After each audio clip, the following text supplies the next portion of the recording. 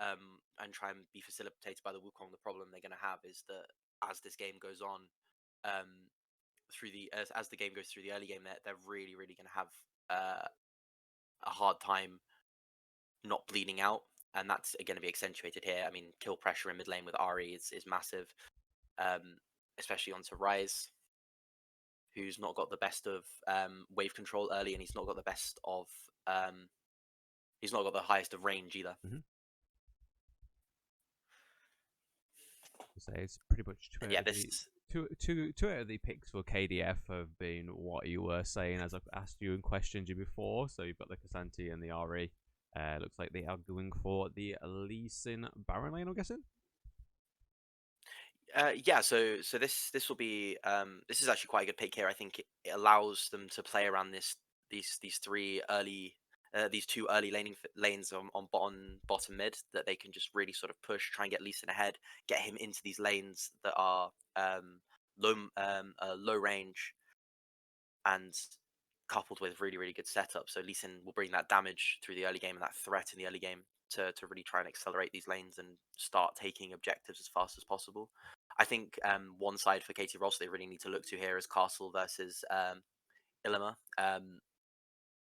This Fiora is a really good pick into the K'Sante in late game. If they're able to facilitate that enough through the early game, that late game side lane is going to be really tricky for KDF to deal with. Yeah. I'm guessing the switch to K'Sante to Baron lane now since the Lee Sin's taken Smite also?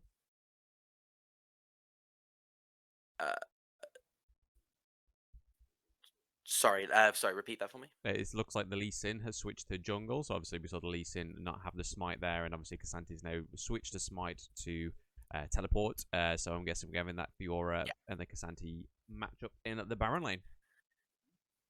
Yeah, so obviously Lee Sin was probably always going to go jungle here. He needs to. They do need this fast-paced jungler to actually start getting these lanes moving and getting these objectives taken down. I wouldn't have expected to see K'Sante go into the jungle here, even though it's the bad match, even though it's a rough matchup into Fiora. It's still playable in these early games, and it's still completely fine and absolutely doable for him. Yeah, he just needs to make sure that Fiora doesn't get too far ahead through that early game. And I think that will be probably the focus for KT is to try and get that Fiora rolling. I'm interested to see how this Zeri performs because I've been seeing quite a lot online, obviously due to like League PC, that she's probably like one of the least enjoyable release champions with the obviously win rate and stuff like that. Obviously, I'm guessing it's a little bit different in Korean Korean league here. I don't know what your take is on that. I do see quite a bit online that they have there's not quite a liking to Zeri. Yeah, well, she's a bit of an interesting mix and change to an AD carry role. She obviously works slightly differently. She's not reliant on her auto attack. She's reliant on her Qs. Interesting fact, Zeri is the only champion I've ever scored a penta on my first time playing her. So nice. she definitely does have that absolute pop-off potential, though. Especially towards that later game, and coupled with that Lulu, she's going to be very difficult to deal with if they can get through that early game. Yeah. Personally, I quite like Zeri. I think she adds something a bit fresh and a bit new.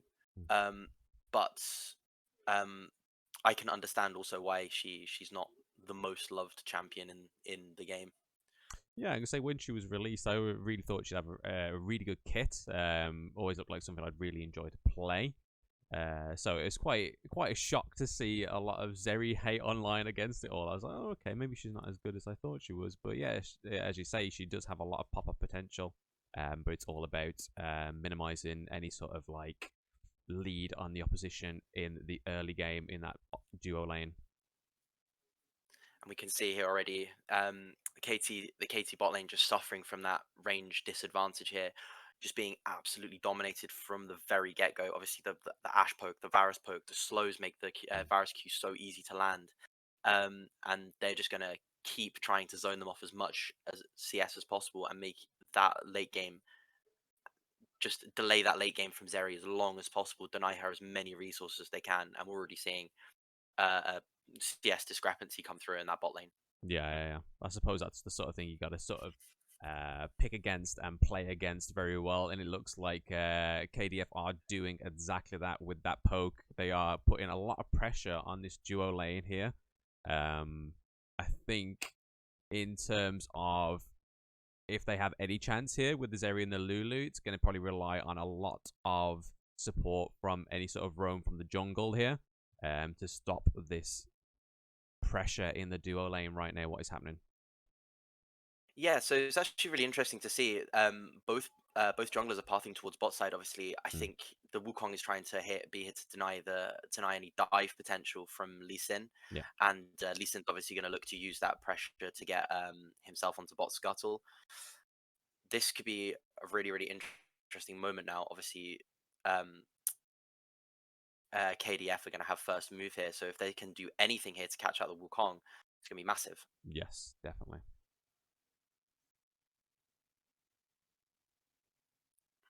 And look, it's just having such a difficult time getting anything, and that's already a tower plating going over. I mean, this is such a rough matchup now. I and this is again the big risk that we have going for Zeri this early is as that early in the draft is Mm. just she can't deal with the range in this early game, and now they're going to have to sacrifice even more to try and keep the Wukong safe and try and keep him even on jungle. Yeah, it's pretty much an unfortunate situation the KT Rolsters have put themselves into here, casting the Zeri very early in the matchup. Because obviously the Ashe and the Varus are doing very well here, as you've already said and noted that the arm plating is pretty much low as well. It seems like an even matchup in the Baron lane right now against the K'Sante and the Fiora, and I would probably say so in the mid lane right now. There's a lot of tit for tat going on in both the mid and Baron lane. Obviously, Ari is taking the lead in terms of levels, so she has the 1 level advantage. And obviously, Ari is a champion that is probably much more suited to the mid lane against the Ryze here. So we saw the dive in from the Lee Sin, taking the kill on the Zeri. And that's really well played. This is exactly what they want to be doing now. They want to be just putting this Zeri into the dirt as early as possible. It's Oh. really interesting to see Feisty though. He's going ham in this mid lane. Mm. Cleaver really struggling, and we're already seeing a CS discrepancy come through into the Rise, which I'm really surprised about, considering how this matchup should work. Ari should be having the early kill pressure, should be having the early control of the lane, but obviously Feisty has other ideas. Oh yeah, definitely. I mean, it then comes down to obviously when you've got the team comp, you sort of can only really predict so much, but then it all comes down to the capability of the player on that specific champion. And it's clear to see that Feisty here with the Rise is very confident with it. But here's that dive once again on the Zari from the Lee Sin. So first the blood going to KDF. Well done there to the Lee Sin, diving in successfully and managing to get out alive, which makes it just that much better. Yeah, and the fact that they didn't give over anything in return is really big. Obviously, when you're trying to accelerate an early game, if you're trading anything back, it's generally very good for the side that's supposed to be weak or in that phase of the game. Trading anything back is really good, and the fact that they didn't give anything over is something that's going to really accentuate um, the effectiveness of these dives. And as you see, straight again back with the prio, and Lee Sin's Mm-hmm. going straight back to try and put pressure onto Wukong. Yeah, he's doing very well with that pressure, to be fair. I mean, Wukong is looking like a scratch away from death. Even the Lee Sin is obviously 1 level behind there. We are seeing the Lee Sin is probably working a bit better against the Wu here. I don't know what he's quite doing Yes, in particular that's making it a little bit easier for the Lee Sin to sort of like control the whole jungle, especially the jungle counters when the Wukong is even nearby. yeah. So it's not actually coming from the Lee Sin into Wukong matchup itself. It's actually coming from this bot pressure that they just have permanently. So whoever's there first, so bot lane can just move ages before the Zeri Lulu, sorry, and they have just so much more kill pressure and so much more strength in this early game, and it just makes the jungler's life super easy Mm. It's uh, definitely a to knock-on carry on. effect that you can see happening as well. So, Yeah, for sure. What'll be really interesting to see is if Feisty can sort of, now that he's got the control of this lane, mm. already 20 CS up on the Ari. If he can use his ability to roam and his ability to have pressure here as the game goes on to try and stabilize this jungle matchup, because obviously Wukong is ahead in farm. He's not died yet. He's not losing out on anything just yet. Yes, Lee Sin has the first blood kill, Mhm. but they haven't actually managed to convert it into any huge meaningful um, invades or jungle invades that have resulted in any big losses in camps. There, obviously, you saw Wukong getting the blue buff there with the Yeah. help from Zeri Lulu, and that's yeah, that's sort of the main thing for Wukong that's keeping him still relevant in this game. Yeah, I can say Wukong's looking pretty deep in the blue side jungle here. I'm guessing he's trying to set up a gank on the duo here, but it's looking a bit risky. Looking quite risky. I'm not too sure, especially with the Lee Sin still very close by. He's not quite aware of that, I don't think.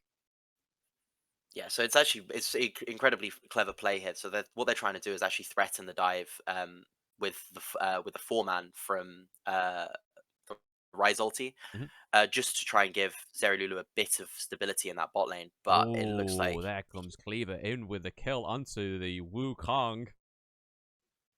that's massive there for Ari here. She's been starved out of CS in this mid lane, and the fact that she's managing to get something back is huge. But yeah, just the Wukong overstaying too long, threatening that dive for too long, and just getting absolutely capitalized on by the Lee Sin, who was in the area and just managed to read it really well and say, okay, if you back off, we'll catch him if he stays in the Mm. jungle, looking for anything. Yeah, Wukong definitely overstayed there. It had potential, but he overstayed his welcome in the blue side jungle there. K'Sante pushing the minion wave into the Baron lane turret. But we're not really Yeah, so seeing much going surprisingly, off with the Fiora and K'Sante. I was expecting much more of a matchup going on. yeah, no. So it's not necessarily a matchup that yields too much action early game. It's Fiora trying to get herself to her item breakpoints Mm. as safely as possible, um, just so that when she gets to two items, she can just completely take over a side lane and just provide a permanent area of pressure for the rest of the team to play around. And yeah, again, it's just about for Cassante trying to get as much away from um, the top laner as possible. So we're seeing a push for the duo lane on the red side here. So it's looked like the pressure has been swapped around ever so slightly. So it is going in the favor of KT Rolsters at the moment. Obviously, it's pushed towards the turret, but anything can happen now. The Lee Sin managed to secure the Rift Herald as well. So this is probably going to aid the push of this Baron lane. I'm guessing is going to drop it here, possibly. Yeah, probably here just try and get that long lane. I think that could actually benefit Fiora to a certain extent in that she will just be comfortable picking up farm. What Mm. it does mean is that it is a lot more tricky for her to actually start creating pressure in that side lane Yes. when it comes to the late game. The long lanes just make it very tricky. So yeah, Cassante, Lee Sin is doing a great job of just running through the map, taking everything, using all this pressure that he has. And Feisty's, despite having really good pressure and really good control of this mid lane, hasn't yet been able to find anything or find any movements around the game. And realistically, just Katie Rolster just kind of bleeding out and bleeding too much um, from both bot side and top side. And just really, that late game now is looking so far away. And Lee Sin and the rest of KDF are just looking absolutely cruise through this early game, cruise through the mid game, and round this out quite early. Yeah, I'm gonna say you see two different kind of plays of jungle here as well. So Lee Sin's got his rotations down. Courage on the Lee Sin here is obviously playing much more offensive into the lanes, whereas obviously the Wukong handback is doing all the farming, as we can see. Wukong has a lot more CS than the Lee Sin, but Lee Sin's got heavy presence in there. He's got the two major jungle camps yet. He has the Ocean Drake and obviously Rift Herald, which is obviously aided this Baron lane take as well. Um, so yeah, it's really interesting to see that the Wukong is sort of prioritizing different things to the Lee Sin right now. Yeah, it was always going to be this way. Sante having to ult to get out, but they're chasing Mm. through, but just nice and easy. Again, it's so difficult to sort of get a kill onto him, and Feisty's just not been able to find those openings to really sort of accentuate his pressure, mainly due to the Ooh, fact that nice ult. both sides, yeah, mainly due to the fact that both of the side lanes just have nothing, um, have no pressure currently. Mm. But this is definitely not over for KT Rolster by a long shot. They have superb scaling, and if they can stall this out for the next 15, maybe 20 minutes, get to all of their items um, that they need, this game is definitely not over, and KDF are going to have to put their foot down and really try and get to the end before things like the Fiora, like the Zeri, like the Rise, like the Lulu become these huge late game powerhouses that we know they can be. Yeah, because I mean, it's still quite early in the game. It's all still about the laning phase. So, like you said before, obviously they do have quite a scaling potential towards the mid to end game. And when it comes to those team fights, we're going to see obviously a lot more utility from the certain champions like the Zeri and the Rise as well. So yeah, it's still massively all to play for KT anyway. Even though they're 2 down for the kills, it doesn't quite matter just that much yet at this point in the matchup. Yeah, no, yeah, like you say, this is just it's just the control now until we get to these team fights and we get to these late games and we get to this split push. But if Kongdu can find themselves some space here, I mean, they're going through turrets very, very quickly, which is going to allow Lee Sin even more map pressure, more map control, um, and it's going to make it even more difficult for Wukong to stay uh, well relevant, I guess, Mm. because he's just going to be bleeding so many camps just due to the control. I really want to see them accelerate and push into mid lane soon. Try and get this Rise behind now because it's the only strong lane for them. Try and get Yeah. this first mid tower so they can really just start to push in from all angles and take just control of KT's jungle.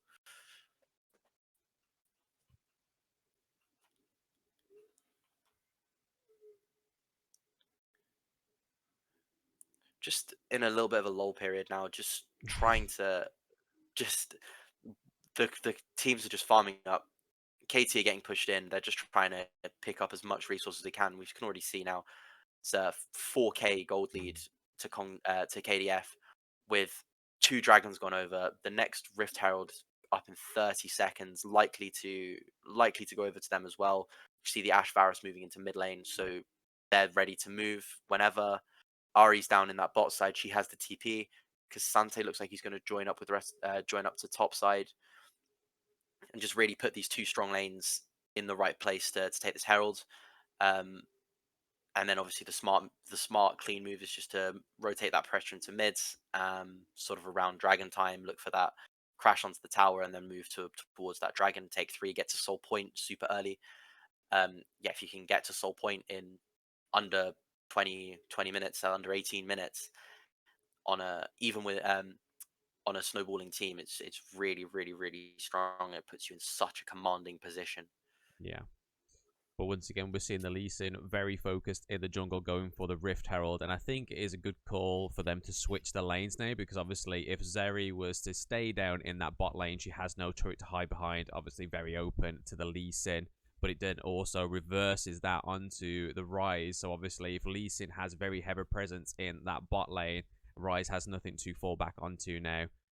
So it's sort of like a bit of sweet thing going on right now. They've got the Zeri protected ever so slightly with that turret, just to try and keep her not falling too far away from the enemy ADCs as well. Yeah, so I mean, Ryze is probably the safest person to have in that bot lane, just due to the fact that he has the phase rush, so he has that escapability, um, and he's also just been really good in control of his lane generally, and really sort of just that one shining light for KT in this first game. It really is the backbone right now. Ash missing that ultimate though. That would have been really nice. That would have been really nice to land on the Zeri or something like that, so the Lee Sin could have followed the back line there. Yeah, but we can see just the difficulty that they're having Mm. just getting in. Obviously, Oh yeah, um, KDF just controlling the vision really, really, really well. They're going to look to probably use this Herald soon onto that mid lane, get the pressure in mid lane, and then rotate that into Dragon. It looks like them Sanchez KT are joining them trying to mid. set themselves up here for a fight. There goes the Rift Herald, so obviously that's going to be a bit of pressure within the team fight. It's going to focus it more into the river here. Wukong popping his ultimate just to try and escape, but doesn't escape from the Varus there. So Varus managing to get the kill on the Wukong. It is all playing under the turret here. Turret will fall. They have to retreat or they will die. Zeri and the Lulu hugging that turret very tightly so they don't fall victim to KDF here. Yeah, and this is just an absolute a map controlling masterclass here from Courage. He's just control. He's using his lanes to perfection. He knows exactly where to be. He knows how to keep snowballing this game, and it's Mm. going so perfectly. So at one point in the game, Castle and Mama. we were seeing the Wukong obviously farming was a little bit better, but now that Courage is managing to obviously know where his placement is, know where is best to farm, whilst having obviously the lane pressure off of his team, he is catched up to that CS on the enemy jungle as well. So it's sort of like he's now all rounding, is rounding out his experience as a player and as a jungler right now on that Lee Sin. Yeah, and this is just an absolute nightmare situation for KT now because they are just so far behind, and that late game just looks so far away now. It's gonna take. It's the problem is now when they get to their two items, the KDF are likely going to be on three, maybe even three and a half items, which is just such a huge deficit and really hard to come back from. So at that point, you're looking to sort of stall out that game even further if you want to get to a point at which you're even, and you have to get to a point where the goal difference just doesn't matter. So that's 35 minutes, which just seems an absolute eternity away, and Yeah. it doesn't look like waiting willing to hang around that long. No, definitely not. Especially with the acquisition of all three dragons that have been up, the Rift Herald that's been up, there's been no sort of contest from KT Rolsters in the jungle aspect there, which is kind of unfortunate for them. But I don't think this Wukong has the doesn't have the privilege of the lack of pressure in his lanes because KDF are doing so well here, putting that pressure on to the lanes here, which obviously snowballs onto the jungler of the opposition as well. So I think it's just an Yeah, overall well played game so far for KDF. yeah, and it's very difficult for Hambach to do anything in this situation, right? So you say that he's not um had the ability to go for any jungle any of these jungle objectives, but that's not necessarily on him. It's on the ability of the lanes Yeah. to actually be able to play the game properly. Mm. Big Ash ulti there, Yeah. going down, but they're unable to capitalize on it, and they don't seem to be bothered. Their focus isn't on getting kills, but it's on getting towers, and it's on just choking this game out, Yeah, definitely. ballooning the gold lead. Now it's over 5k gold at 21 minutes. Is a massive difference.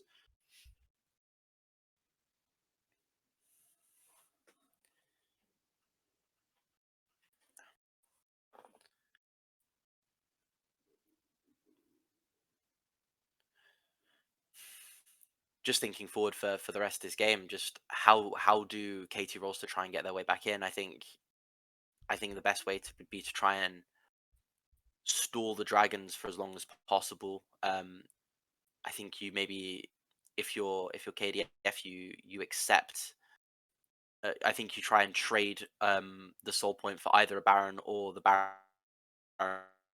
for to stop soul point at this time. This is something you absolutely have to do now because one of those objectives, if you get one of those objectives without reply, I think it's game over. Baron could be a good one for them, but the Hmm. problem is the permanency of the Dragon Soul is just outvalues it. Yeah. But Baron will allow you 3 minutes to stall out the game. Interesting and key way that you could play around it. Yeah, I Um, mean, if a team fight was activated between the KDF and KT for the Baron, and it went in favor of KT, obviously they would have the attention and the potential to use that Baron buff to try and push the lanes and try and put a pressure on them. But they're going in onto the Lulu here. Varus catching her out with that ultimate, which was just unfortunate there. and they aren't able to get anything on that side either. Just Kasante just is too safe. His ability to just drag one player out of the fight makes him so safe in these side lanes. Um, and just clean, it's just clean League of Legends Yeah. continuously. They're not giving anything away on the sides, and KT are kind of being forced now into it feels like desperation tactics now. Yeah, sort of trying to mitigate any sort of damage to the turrets in any lane. You've got them trying to like flicker in between the Baron lane, flicker in between mid. It's just a bit all over the place here. Um, Fiora firmly fermented is just constantly always in that Baron lane. She's just trying not to let that fall anymore, but it's just not going in. It's not doing anything, to be fair.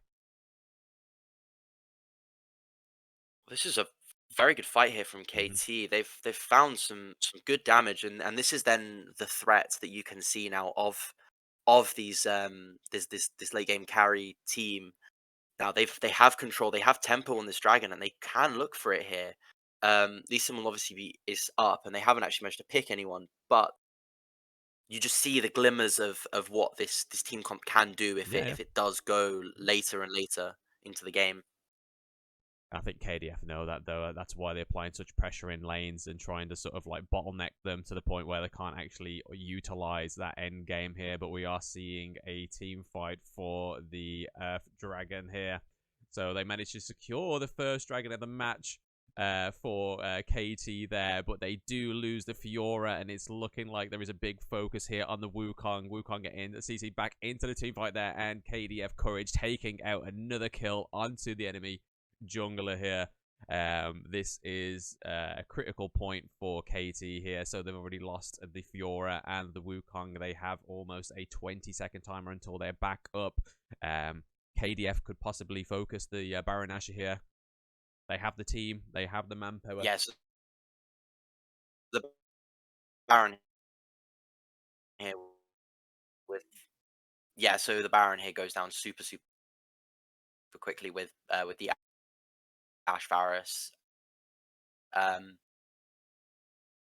and Lee Sin. So this here should be a free Baron. I don't think there's any way they can Yeah. contest without Wukong here. It was really well played though by Wukong to manage to get in and actually take. So again, a little ray of hope, but unfortunately losing the two members off the back of it have just cost them so much. There we go. That baited status by the Ori, though, that managed to catch the Fiora off guard and letting the Varus take out the Fiora was well paid by KDF, though. She took the bait of the status there, Ori there, and it was just her demise at the end of the day.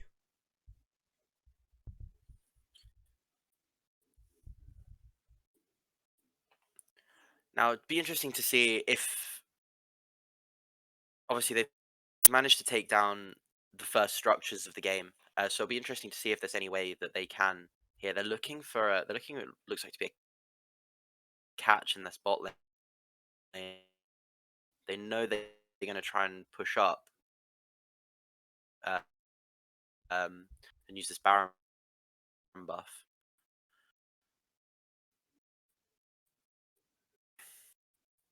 Yeah, when we were seeing KDF going for the Baron Nashor, we saw Zeri desperately trying to push that mid lane to try and get any sort of like heads leeway with that mid turret there.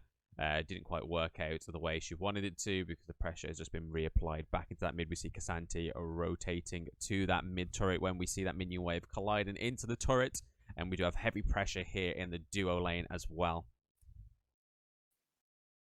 Nice ultimate from the Ashe there. Stunning the Wukong, but can't quite do much with it.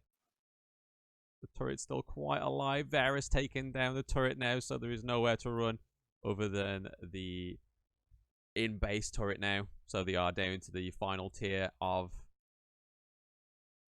turret lanes. Turrets. And they still have that Baron buff as well on the minions, which is just going to make this push ever so easy for them.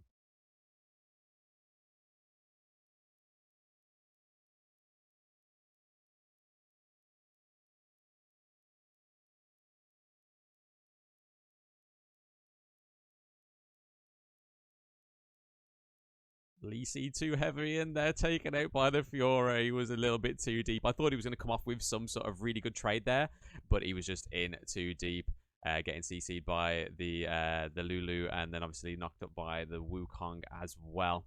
We're seeing the Fiora looking to catch off KDF here, but K'Sante throwing her out of that bush there into the deep lane. We've seen KDF pull back around.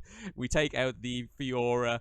Down goes the Wukong. Rise is looking very low and ripe for the picking here for KDF. But they're still on the chase. K'Sante's still there. And then we do have the RE pushing and putting pressure on that base, which has drawn the KT back to base rather than facing off a 3v3 here. There goes the Rise, taken out by the Varus. Varus really doing well by picking off these, getting these last hits on the kills as well.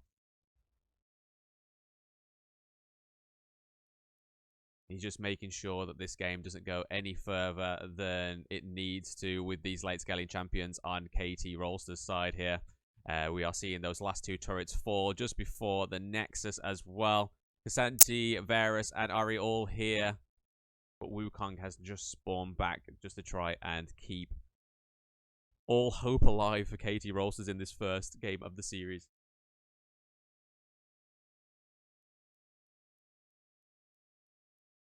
But looking at that total damage, so you got K'Sante with a 14k, you got the Varus with the managing those last hits, achieving 16k damage.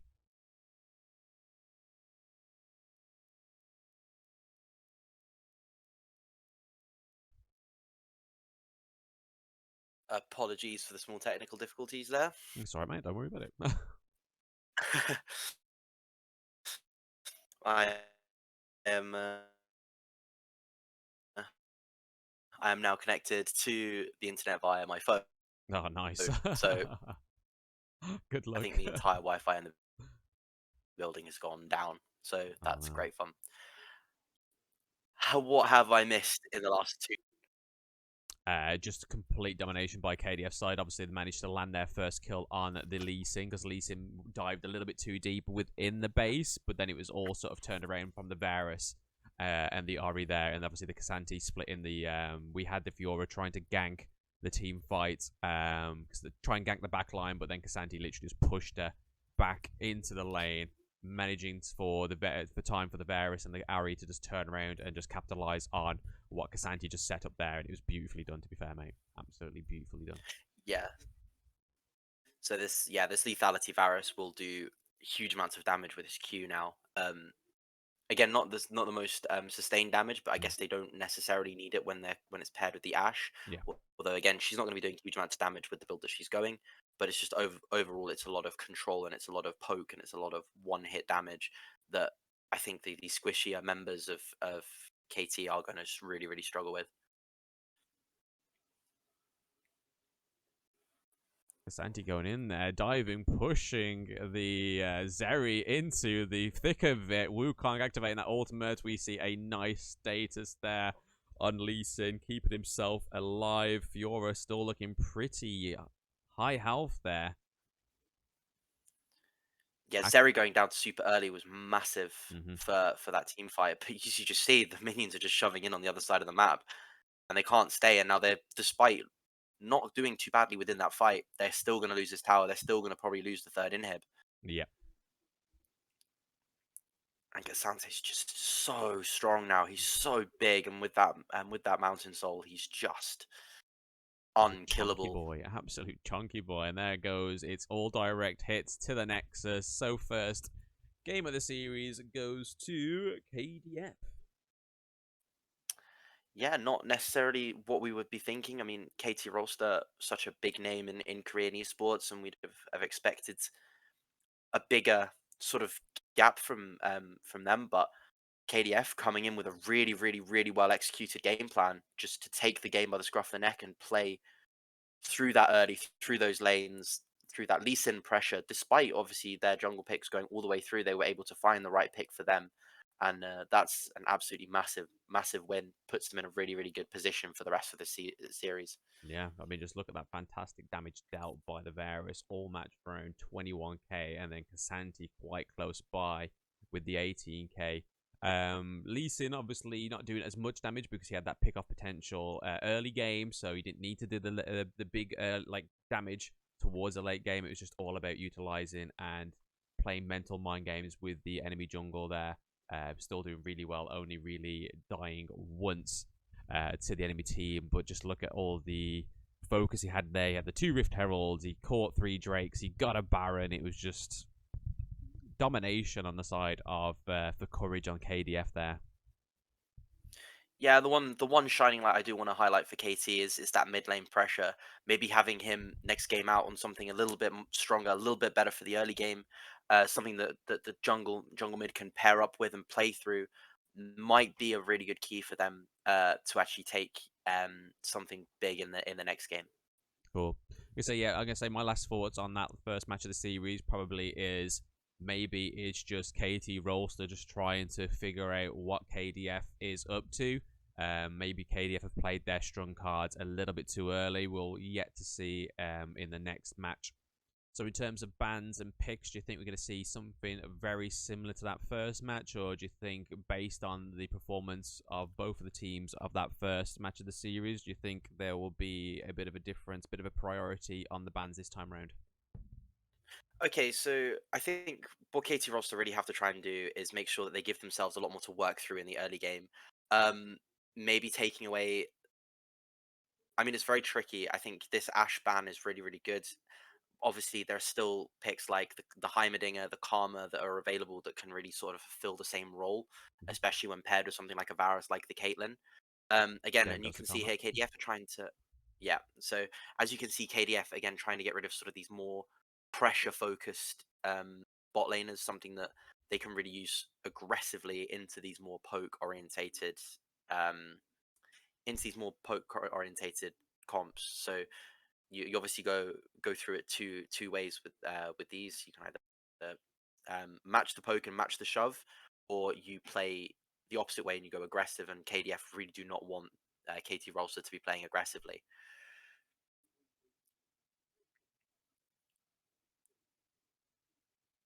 But I think KDF really do need to find something strong for I think Cleaver and not for Feisty into Cleaver, as he was a real shining light of that first game.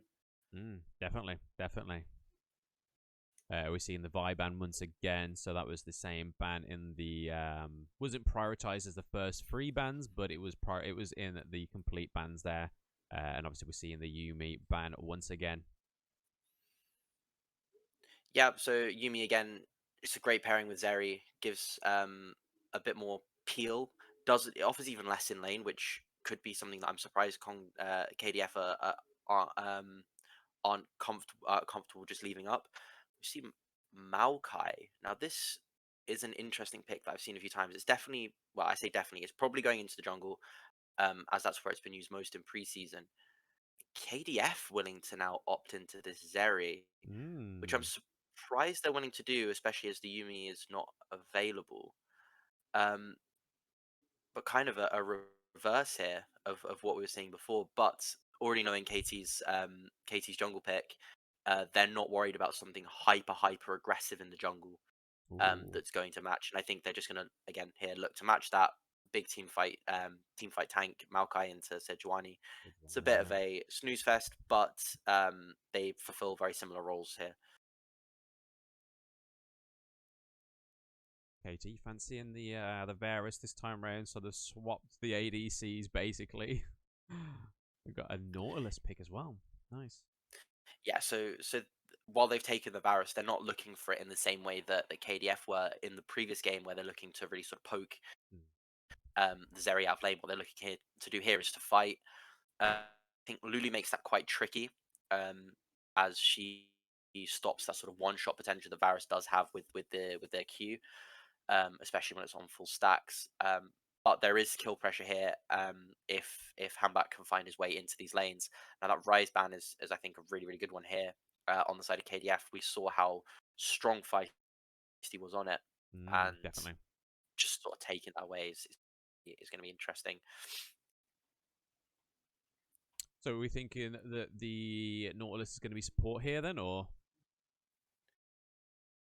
Yes, it has to be. I would be very surprised if that went anywhere else. I Yeah. mean, I know we've seen it before from players like Doinby taking the Nautilus mid lane, but I think in this situation, I would be highly surprised if you were going to put that Nautilus anywhere other than support, especially into the Zeri, where they're just looking to try and kill her, in the early game. We see a Silas and an Akali ban as well with the Jace ban once again. KDF going for the Kassanti this time round. We're seeing a lot of swap of champions here.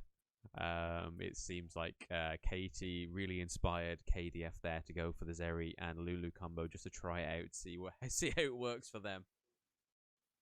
Yeah, so I like the fact that they've paired the Cassante with the Zeri Lulu here. I think it offers a lot of team fight potential for Zeri to play around.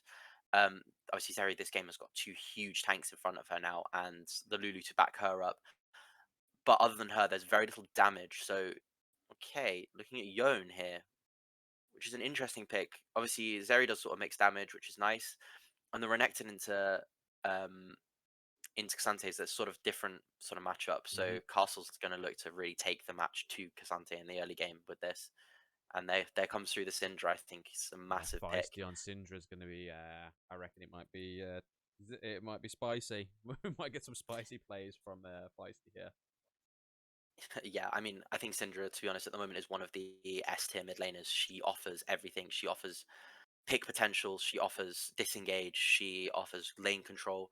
It's going to be really interesting to see if Cleaver, who did struggle into feisty in game one, can find can find a way into the matchup.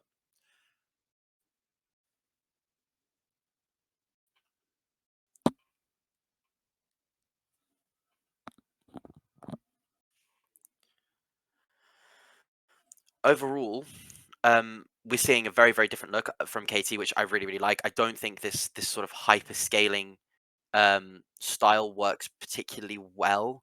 I think if you offer, especially in LCK, where I think if you offer teams too much control, it's very difficult because they don't make very many mistakes. So you have to play the weak side perfectly. And if you have nothing to play around, that can be very difficult because it gives so much freedom for the enemy to do what they want. This game out though, we've got a lot more explosiveness from both sides. We've got big team fights coming through with big front lines like Renekton, Maokai, Mm. Nautilus, and on the other side you've got the Sejuani, Kasante, just offering very similar things, right? And you obviously have huge engages with Yone as well, and big engages with Maokai, big engages with Renekton. So this game should be a lot more explosive, should be a lot more interesting to cast, rather than just a very clean sort of take control of the early game and play through it in such a textbook manner Mm-hmm. like game one was. Well, it's all to be revealed very soon. Obviously, the team fights aren't going to pop off just as of yet, but when they do, like you said, it's going to be a lot more explosive. Especially with the backline sort of potential of the Yone trying to take out the Syndra. We're going to see a lot of focus on trying to take out the Syndra and obviously the Varus in those team fights, because if you leave those to just do the damage and throw it at you, it's going to be a struggle for KDF in the team fights here. Yeah, so Yone and Renekton kind of have similar roles here. It's to get onto the backline and eliminate one of these one of the big targets. I think I do genuinely think that I think the KT Rolster have a bit more balanced squad. I think peel from the Syndra is going to be really good as she can sort of peel for the backlines without having to worry. The same with the Maokai can do it while you still have Nautilus and Renekton. You can go forward. Um, Plus just the lane control that Syndra offers in all stages of the game is massive, especially into a into a melee matchup like the own. Yeah, I mean, just look at the jungle matchup as well. Like we've gone from having like Lee Sin, very brawler, very assassin, in and out of the lanes. Where we've got the Maokai and we've got the Sejuani as well. So it's just the two different play styles from both the teams this time around, kind of matching each other in a way. Yeah, which, like you say, it leads to very very interesting moments within the game. Um, I think it's like you say, just can offer some very spicy, very explosive team fights when you have comps like this, which I really really like, and I'm looking forward to when they finally pop off. Definitely. A lot is going to hinge, I think, in this game on the Zeri. The carries from KDF are a lot shorter range than the carries from KT. So Varus and Syndra are going to have an easier time sort of playing for themselves and playing around their respective team fight tanks. Yone already taken a lot of damage in this mid, and I think Courage can sense that, trying to do the gank there early, but Feisty, knowing his map awareness and his placements, managed to minimize any sort of damage or gank potential that could have happened there in that mid lane. But like you said, Syndra is one of like the S tier sort of like mid picks. So it's gonna be seen. It's gonna be hard to see her get outplayed, out damaged in this match. I think it's safe to say that she's going to have a lot of damage output in the entire of this match, if not the most. Obviously, they've got the Varus as well. Varus, we saw last match, get massive damage, very close, near death to for KDF there on the Lulu. Just not quite enough damage so far yet built up on the Varus. Varus trying to snipe the Lulu still. He's still dedicated to that first blood. Yeah, and you can sort of see just how this KT bot lane want to play. They want to be playing aggressively. They want to be looking for these picks with the Nautilus, with the Varus's one shot potential. And Lulu's really going to have her work cut out through this laning phase, trying to keep both herself and the Zeri alive here, especially due to the short range. Mm. Castle really hammer down in top lane, really forcing Cassante into some really tricky exchanges under his own turret.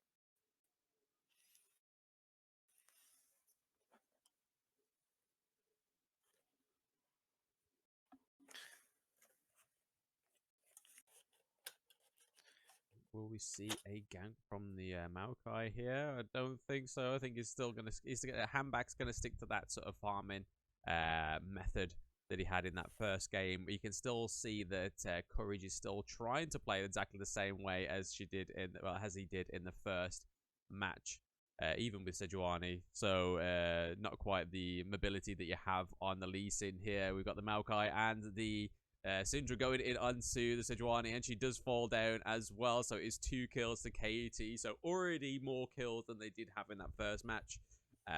All popping off in that mid lane. Like you said at the beginning of the match, we're going to see a much more exciting match here. And they collapse onto the Yone as well. So this is a completely different KT Rolsters we're seeing compared to that first match. So I think it was just Yeah, them and just putting the feelers out to see how KDF actually play and what their trump cards are. yeah, and you can just see like having this playmaking potential, having these lanes that can compete in this early game has just absolutely changed the way KT look. I mean, Mm. already over 2k gold ahead at only five minutes in. It's massive, 3 kills on the board. They're putting the hammer down in every lane, and KDF just can't live with it, as we kind of thought they wouldn't. Yeah. Once again, going back to that replay on that kill on the Courage here. Courage was obviously the first ones to get first blood last match, but he has fallen victim to the second kill of this match. Obviously, first blood went to Nautilus in the bot lane. We didn't quite see that get played out on the spectator mode there. But we know, we saw it, we witnessed it. KT got first blood. Yeah, but you can see the control that Syndra is offering in this mid lane is absolutely pivotal, right? Mm. I mean, Feisty on the on the rise was looking absolutely fantastic, despite being on the losing side in a rough matchup. but the control that he now has and the ability and the playmaking potential that this is providing both to Hambak and the roam potential for Rebel is just it can't be overstated. Hmm. It's nice to see Katie at the jungle objectives there. So Katie Rolster taking the first Drake of the match as well. But the Casanti this time around is he's struggling against the Renekton here. Renekton playing very risky. He's got the Demolish as well, which is going to help take the turret much quicker as well. Yeah, so what you're seeing here is the opposite from of the Fiora matchup. So the Fiora matchup is you try and match scaling, you try and match side lane. Cassante really can't live with the Fiora in the late game. What they're trying to do here is say to Castle, right, we back you as the better player. Don't play to scale, just play to win the lane. And it seems to me like he's doing that. He's obviously already taken a plate. He has a little bit of a gold lead coming through, which is going to accentuate now with this tower crash, with this wave crashing into tower. Hmm. Cannon wave gone there for Cassante.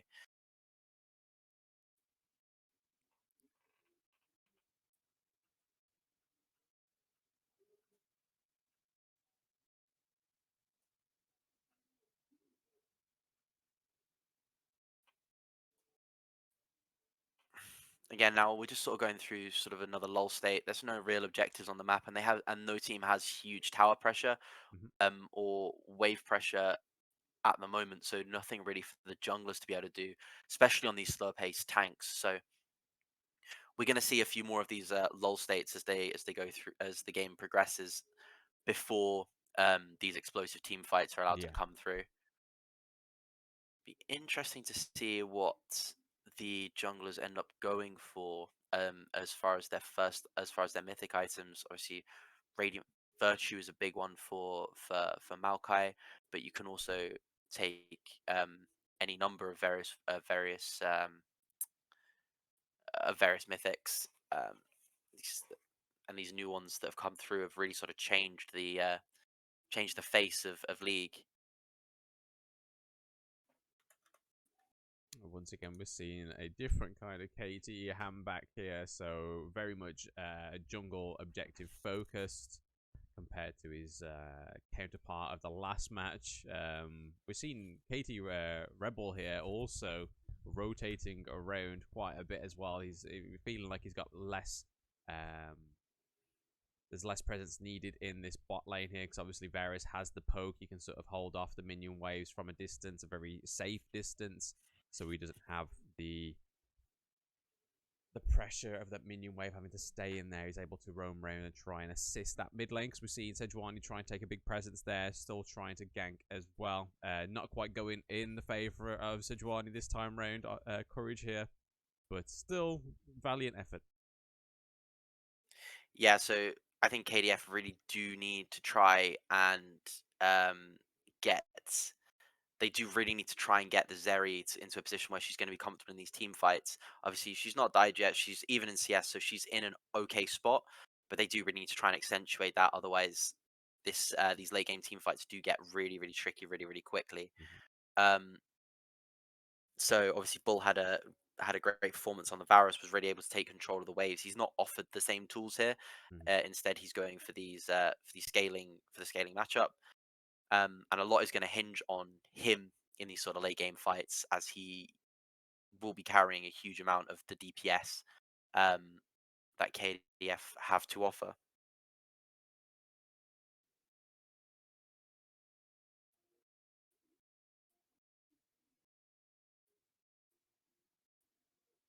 Thought was getting set up for a fight in the river there for a second. I was getting a bit excited, but no, they split back off into their respected lanes. This 2v2 presence that the Ooh, Syndra has right is just so good. onto the Maokai. Maokai just trying to get out alive, but Renekton coming in for the support as well. Syndra taking out the Sejuani.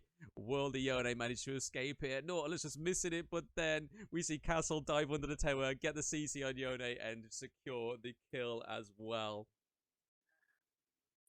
Marvelous little 2v2 fight. Actually, really well played by KDF. They get onto the Maokai. They do shred the Maokai, but the 200 damage is just too much. Able to execute onto the Sejuani, as we see here.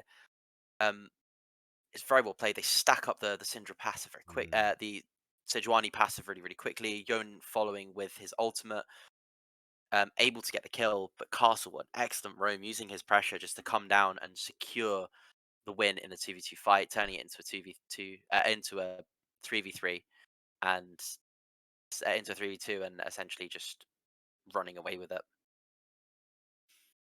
Exactly what he did. I mean, we're seeing Castle here. He's being utilized on the Redditor, and he's not like he's using his skills very very well. He's not sort of just like spamming all skills just to try and like secure some sort of like kill or do enough damage here. Maokai taking dropping the Rift Herald. Sorry, I thought we got a kill there, but no. Kasanti managing to take out the castle as I was bigging him up, and we see the Rift Herald dropped in mid here. Will we see first turret fall in mid? Not quite. Yeah, the nerf to the damage of the Rift Herald is really big.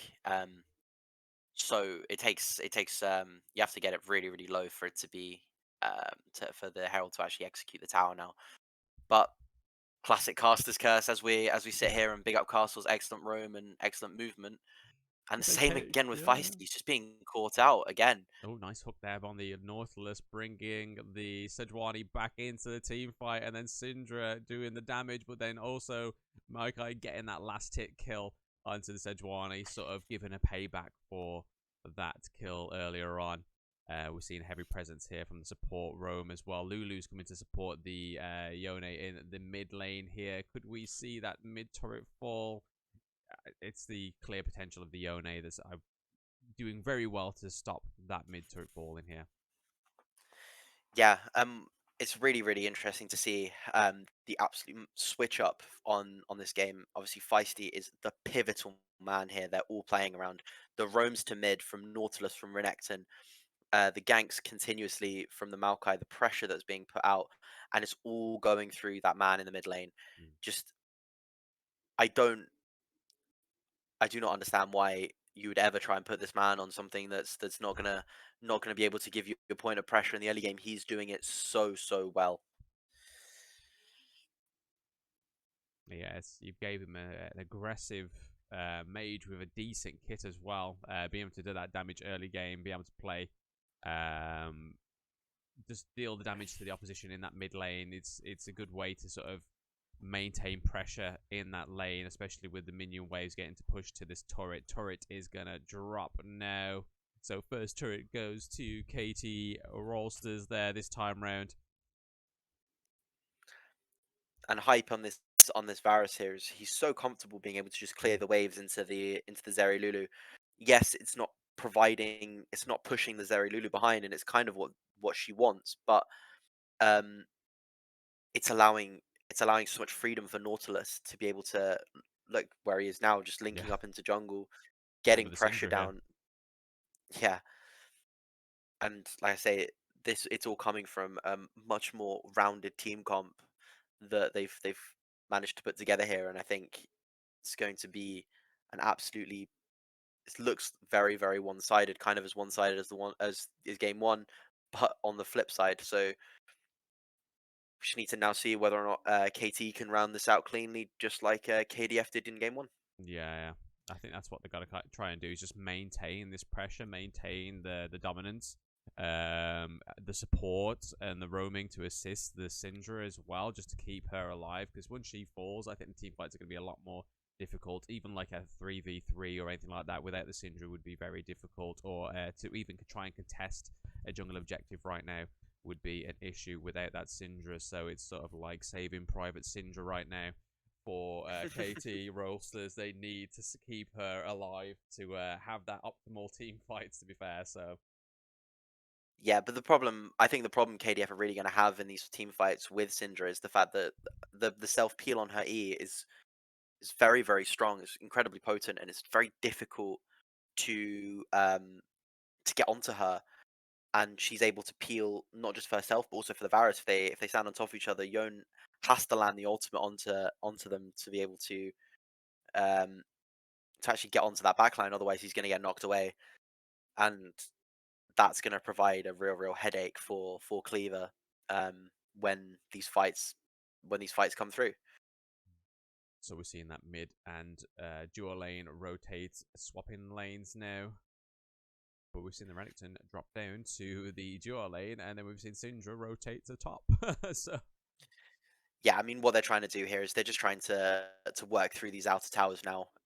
Just exactly the same thing that KDF did in game one. Just that textbook League of Legends. That it's so beautifully done in the LCK and in the LCK challenges. I mean, it's their absolute bread and butter. Just playing effectively without risking anything. I mean, they're just using the Syndra who's in absolute control, just moving her around and saying, right, wherever you are, we're going to provide you with the support you need. And essentially, you're just going to completely take towers for us and you're going to give us map control, which means we can choke them out of their jungle, choke them out of resources. And the game can't be won from that unless KDF take a perfect team fight because they are behind and they have no real way of getting back on level pegging. I mean, as you see, the gold lead is just slowly accentuating. It's just over what 6K now. yes. I think so, 5K, 6K. My math isn't the best, but they're just slowly choking out, and you can be guaranteed like here you go, Syndra's in spot side now, and she's going to provide them with provide bot lane with that control and Baron and Dragon, the next Dragon coming up in under a minute, and the objectives will go in the way of KT unless KDF manage to find themselves a big team fight.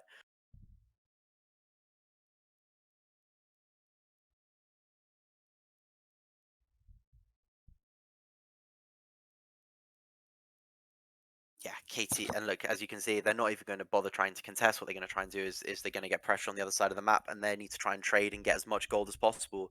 Obviously, these bounties are up now, so Renekton's not even going to bother trying to fight it.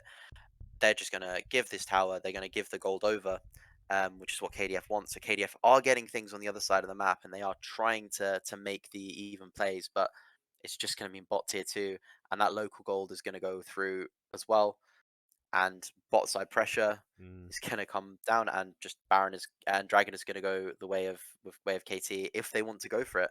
Unless they might not, they could be looking to go for a play on more towers here. Yeah, I am. So, like you said before, obviously securing those long lanes really helps with the pressure of obviously trying to contest the jungle objectives like this dragon right now, because they have such a big minion wave rolling down that duo lane. It's kind of hard for them to just think, you know what, we're just going to ignore it. Let's let it run to tower, but it's not an option they have. They pretty much have to let this dragon fall. In terms on the favor of KT Rolsters here, which is well played for the long game, to be fair. Yeah, and it's just so difficult now for KDF to do anything because they need to set themselves up in a team fight, but they're always behind the tempo because they can't fight for their pressure. Mm. So it's just making it really tricky. I think they've kind of fallen into the same trap that KT fell to in the game in game one, and just not providing themselves with enough to play through in the early game. But how much of that is on the champions this time, Mm-hmm. with Cleaver obviously on a good champion in the Yone who can provide 2v2, and how much of that is just on players like Feisty, players like Hambach just performing really well on their own picks. Yeah, like I said before, it's probably a big factor as well was KT Rolsters putting the feelers out for that first match, seeing how KDF actually navigate their map, seeing what they can do this time around to sort of counter or try and mimic what KDF did well in that first match, and it's clearly working for them right now. So Yes, it definitely is, and you can just see the control that they have here. The Syndra, this Nautilus, just such a threat that they're able to stand in fog, and it's really difficult. But KDF have got themselves in a position where they can look to contest or take this fight if they yeah, want to. I think a reset onto the Baron Asher was probably a good call from KT there, because I think if they managed to, or even saw that battle through to the end, that camp, KDF could have gone in there with the Cassante, with the help of the Yone and the Lulu as well, all that CC to try and steal that Baron Nashor, but we are seeing a team fight here onto the Maokai as well. We have the support of the Nautilus going in onto the Yone. He's trying to do as much damage and CC onto the Yone.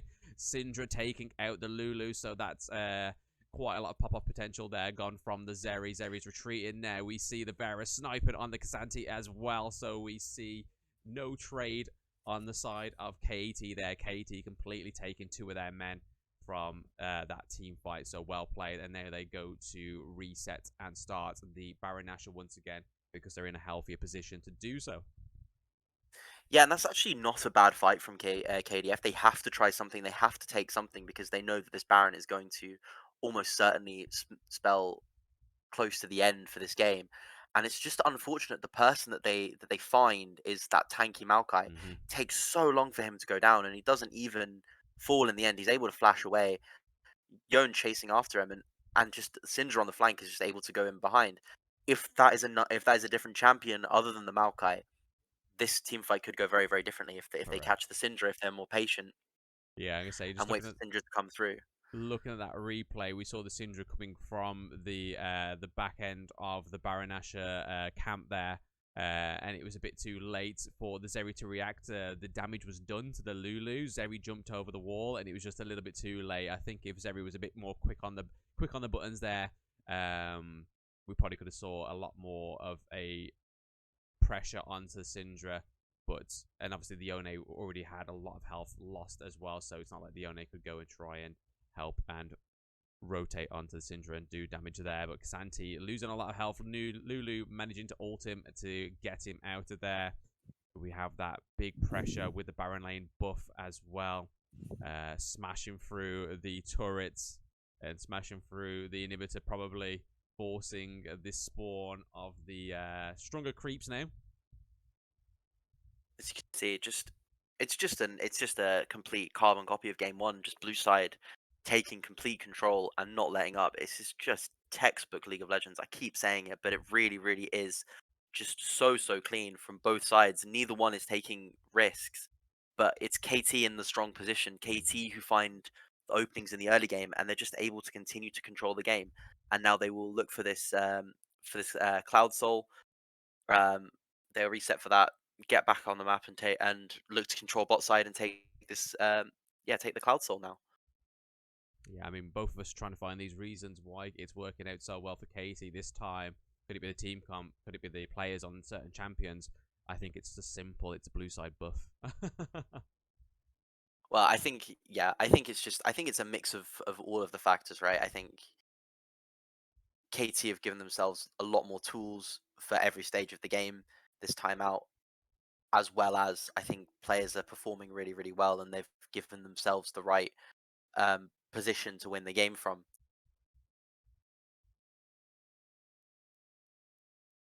KDF are they're moving together as a unit, looking to try and take this team fight. They're trying to do something. They're trying to do something. Feisty's still in the thick of it. Feisty's just been left to sort of just on the outskirts of the battle to pick off the Yone as well. So K'Sante successfully taking out the Varus, but then Syndra absolutely collapsing on the K'Sante and the Zeri here. So it's literally just the Lulu and the Sejuani running with their tails between their legs. Lulu doesn't have tails, but she has some sort of long hair, so that'll be between her legs. But we're seeing a massive pressure onto the Nexus here, and it is looking like the second game of the series is going to KT, so this last match is all to play for. Yeah, and again, this is not the wrong call to be made from KDF. They had to go for had to go for the fights because otherwise they are just going to bleed out the game. And it was well done. They're just a little too far behind, and they're not able to get that first kill. And if that kill does go through, we probably see a very, very different fight. But again, just really, really well done from KT Rolster. Just give themselves the tools in the early game and then just play the game out perfectly throughout the end again. And it's just a carbon copy, one tower to 10, all the heralds, all the dragons, all the barons going to KT. But it's just on the flip side, um, it's just a complete opposite of what we saw in game one. Yeah, and just to reiterate damage. So we were seeing there was like a three-way split between who was a top damage on the last time around. Obviously, The Varus took it with the 20k, but we had the Cassante, we had the RE close by as well. But it's just all going to Syndra because of that team comp being very heavy front line with the Maokai, with the Renekton, with the Nautilus, just absolutely utilizing and making sure Syndra's placement was just on point, being able to pick off the Yone, the Zeri, and the Cassante. Pretty much pick off everybody because that's what she did towards that last team fight of the whole game. We saw her pick off 3 people in that team match up there, just leaving the Sejuani and the Lulu just to run away with their imaginations back to the Nexus. And yeah, I think just so much of this game went completely through mid lane here, and Feisty just stepping up massively, dictated the game, controlled the wave, and controlled the map from that really strong position. I think if KDF wants to give themselves a chance in game three, they're really going to have to focus on finding a way to break down that mid lane to cause him some problems. Yeah, I think I'd be very surprised if Syndra wasn't banned the priority ban of the next match for either KDF or KT. Because I mean, we saw on the side of KDF they were banning champions that they were using in the last match. We saw KT obviously banning the Ashe as well. So it'll be interesting to see what these next bans are for. What is potentially the last match of the series for either team.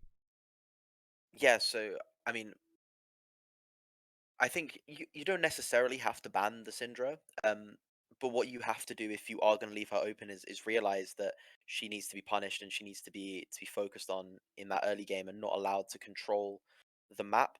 You can look at champions like the Akali um or even use a range like the Azir, and you have to pair it with a jungler that is going to be able to get into that lane and abuse the fact that she is low mobility and can only knock people away from one direction. So that's the best way if they do decide to go um, and leave Syndra up. So welcome back to game three, with KDF taking game one and KT Rolster replying in emphatic style, taking game number two to send us to a full 3-match series, which is great for us. We get to see hopefully another game of clean, beautiful Korean classic League of Legends. Um, so far, the name of the game has just been absolute control over everything.